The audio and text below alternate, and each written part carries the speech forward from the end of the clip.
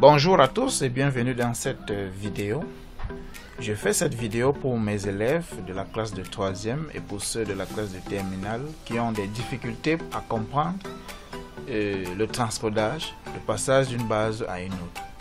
Et nous allons donc utiliser un tableau virtuel tout simplement parce que je n'ai pas assez de temps pour venir en personne et vous l'expliquer. Vous allez donc comprendre ça comme ça. C'est toujours moi, c'est la même personne. Donc, essayez juste de comprendre, ouvrez vos oreilles et comprenez. Donc, nous utilisons donc ce tableau virtuel pour essayer de vous faire comprendre le transcodage, comment passer d'une base à une autre. Alors, supposons que nous avons, je vais commencer à saisir quelques nombres là.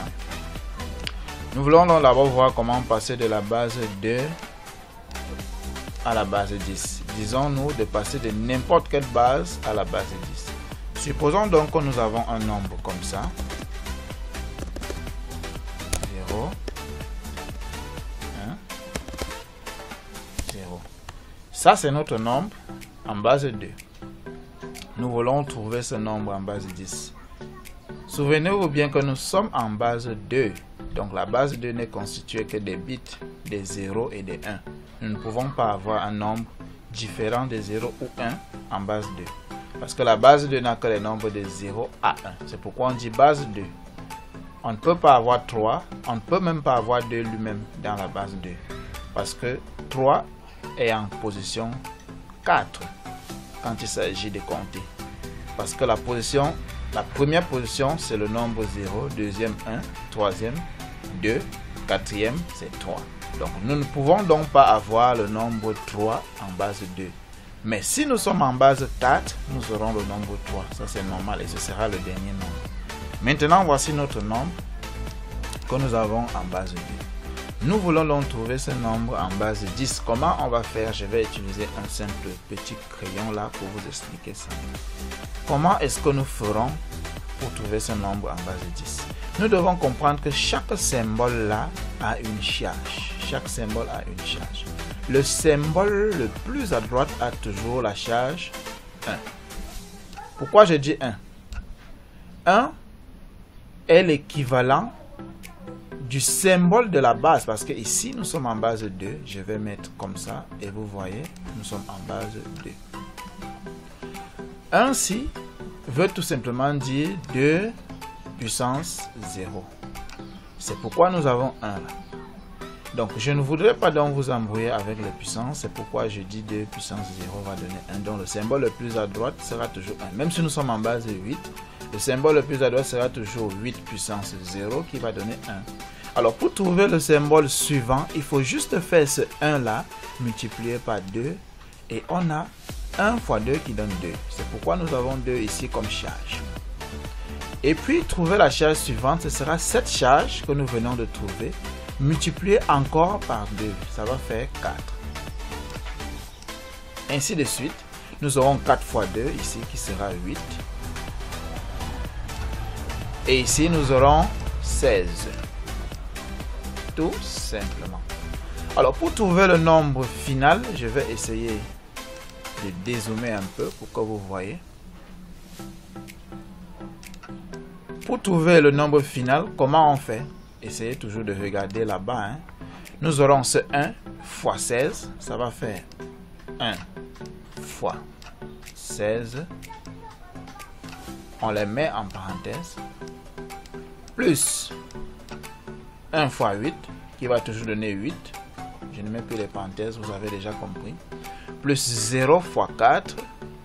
Donc, on multiplie le symbole de la base par sa charge. Ce sera 0 fois 4 qui va donner 0 toujours. Plus 0. Plus, j'espère que vous comprenez, 1 fois 2 qui va donner 2. Plus maintenant 0. On va nous abstenir de donner ce titre parce que nous savons que c'est 0. Ça va simplement faire 16 plus 8 plus 2. Tout simplement parce que ici, les coefficients seront toujours 0, alors le résultat sera 0. Ça va faire donc ici 1 fois 16 qui est 16, plus 8, plus 2. 16 plus 8 plus 2. J'espère qu'on est ensemble. 16 plus 8, vous aurez tout simplement 24, parce que 16 plus 8 c'est 24, plus 2, ça va faire 26. Donc le nombre final que vous cherchez, c'est 26. 26 en quelle base? Nous partons de la base 2 pour la base 10. Ça veut dire que nous aurons 26 en base 10. C'est ce que ça donne. 26 en base 10. J'espère que vous avez compris. Donc, je vais récapituler ça. 1, 1, 0, 1, 0 en base 2 égale à 26 en base 10. J'espère que vous voyez mieux. Donc 1, 1, 0, 1, 0 en base 2 donne 26 en base 10. Là, vous avez compris le passage de la base 2 à la base 10. Nous allons donc faire le passage. J'espère que vous pouvez mettre pause à la vidéo pour essayer de copier ça si vous voulez copier. Si vous voulez, je peux encore zoomer ici. Voilà notre nombre initial que nous avons ici. C'est le nombre initial. Nous l'avons en base 2 et nous avons trouvé ce résultat en base 10. En base 10, ça donne 26, simplement.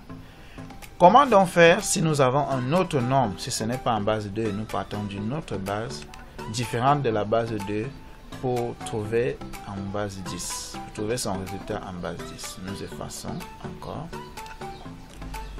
et nous zoomons encore. Nous allons donc charger notre nombre là. Supposons que nous avons un nombre en base 8 comme 3, 3, 3. Je vais donc séparer. Je vais séparer. Je vais bien les séparer pour que l'explication soit plus compréhensible. Nous avons ce nombre 3, 3, 3. Nous sommes en base 8. Souvenez-vous que là, c'est la base 8. Nous voulons trouver ce nombre en base 10. Donc, ce que nous allons poser, nous dirons égal à point d'interrogation en base 10. Le point d'interrogation représente le nombre que nous cherchons. Et en quelle base? Base 10. Qu'est-ce que nous allons donc faire? C'est simple. Nous allons toujours utiliser la méthode des charges. Donc la charge d'ici, ce sera 8 puissance 0. Je vous l'ai déjà dit. Qui va toujours donner 1. Et ici, nous aurons 8 puissance 1, qui va toujours donner 1 fois 8, qui donne 8. Et ici, ce sera 8 puissance 2, qui sera 8, celui qu'on a trouvé auparavant, multiplié par 8, qui va donner 64. Alors, si nous avons trouvé nos charges comme ça, qu'est-ce qu'il nous reste à faire? C'est de faire la somme des produits. C'est quoi une somme des produits? Nous faisons le produit de 3 fois 64, donc ça donne 3 fois 64. Ça c'est un produit, donc nous le mettons entre parenthèses pour mieux comprendre. Faisons plus le deuxième produit qui sera 3 fois 8.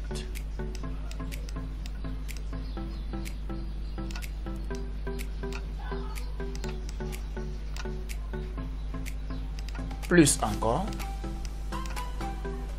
Maintenant, ce sera 3 fois 1. Parce que 8 puissance 0, c'était 1. Souvenez-vous, ceci, c'est la même chose en haut. Donc 8 puissance 1, 8. 8 puissance 2, 64. 8 puissance 0. Alors, ce sera plus 3 fois 1.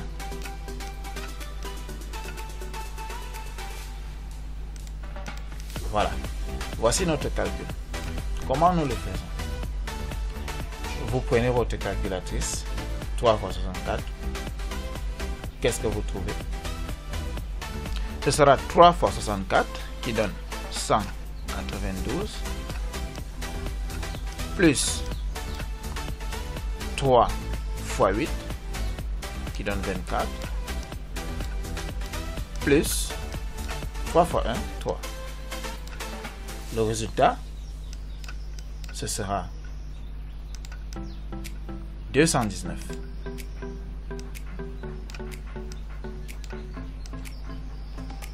Et 219 en base de 10. Okay. Nous sommes arrivés au bout. 219, c'est en base de 10. J'espère que vous comprenez. Là, nous sommes en base de 10. 219 que nous trouvons ici, c'est en base de 10. Souvenez-vous que nous partons d'une base à la base de 10. De n'importe quelle base à la base de 10. Voilà donc la conversion d'un nombre de la base d'une base à la base de 10. Qu'est-ce que nous devons faire par la suite? Nous avons fait de la base 2 à la base 10, de la base 8 à la base 10. Nous devons donc faire de la base 16 à la base 10. C'est le même principe. Nous utiliserons le même principe. Supposons donc en effet que nous avons un nombre comme 1A. 1A. 1A là, nous sommes en base 16. Comment trouver ce nombre en base 10? Nous mettrons comme ça 16 égale à combien en base 10? Alors, qu'est-ce que nous faisons? Nous utilisons la même méthode, les charges. Les charges, ici, ce sera 16 puissance 0, vous l'avez deviné, mais qui va toujours donner 1. Mettons 1 là. Et la charge suivante, ce sera 16 puissance 1 qui va toujours donner 16. Donc 1 fois 16. Donc on multiplie celui-ci par le symbole de la base. Ça va faire 16 ici. Et comme nous savons que en base de 16, A égale 10, B égale 11, tel que vous connaissez, C égale 12, ainsi de suite jusqu'à F. Nous n'allons donc pas utiliser A comme un nombre. Ce n'est juste qu'une représentation d'une valeur en lettres, parce que nous sommes en base hexadécimale. Qu'est-ce que nous allons faire? Nous faisons 1 fois 16, toujours la même chose. Ce sera 1 fois 16 plus A qui représente 10. 10 fois 1. Ou alors 1 fois 10. Ne vous embrouillez pas, c'est la même chose. Ce sera combien? 1 fois 16, 16 plus 10. Donc, le résultat final, ce sera 26. J'espère que vous avez compris pourquoi c'est 26. Parce que ce sera 1 fois 16, 16 plus 10. 10 plus 16, c'est 26. 26 en base 10. C'est ce que nous avons trouvé. Donc, c'est ainsi que nous devons passer, nous faisons la conversion de tout nombre de n'importe quelle base vers la base 10. Juste un petit résumé pour que vous essayez de comprendre. Souvenez-vous que si nous avons un nombre comme 1, 1 en base 2, ce nombre est différent de la même représentation en base 8, qui est encore différente de la même représentation, donc 1, 1 en base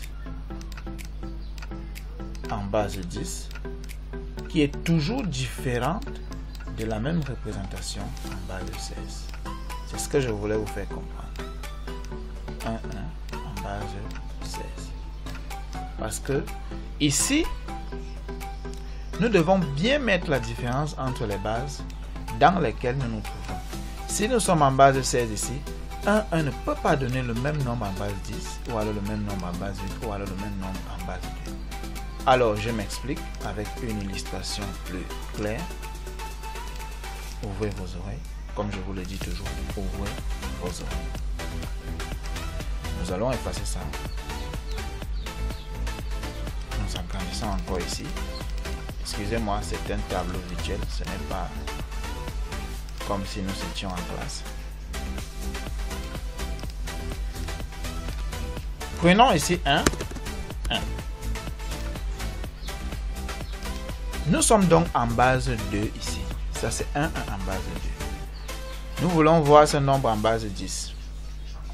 Ce nombre en base 10, ce sera simplement, ici nous aurons 1 comme charge, ici nous aurons 2, parce que nous sommes en base 2. Ce sera 2 plus 1 qui donne 3. Vous avez trouvé 3 à partir de la base 2. Si nous avons donc ce même nombre en base 8, ici nous sommes en base 8, ça ne va pas donner la même chose tout simplement parce que ici nous aurons toujours 1 comme charge et là nous aurons 8. Ce ne sera plus 2 parce que nous ne sommes plus en base 2, nous sommes en base 8. Souvenez-vous, pour trouver la charge suivante, nous faisons la charge précédente multipliée par le symbole de la base. Donc ici nous aurons 1 fois 8 qui va donner 8. 1 fois 8 plus 1 fois 1, ça donne donc, excusez, c'est pas égal, c'est plus 1. Le résultat donne 9. Vous remarquez donc que la même représentation que nous avions 1, 1 en base 2 qui donnait 3 en base 10, si nous l'avons en base 8, désolé, si nous avons cette même représentation en base 8, nous trouvons un nombre différent en base 10. C'est pour illustrer ce que je vous ai dit auparavant, que 1, 1 dans une base n'est pas la même chose dans l'autre base. Merci. Nous nous retrouvons pour la prochaine vidéo pour l'explication de l'inverse, c'est-à-dire passage de la base 10 pour toutes les autres bases.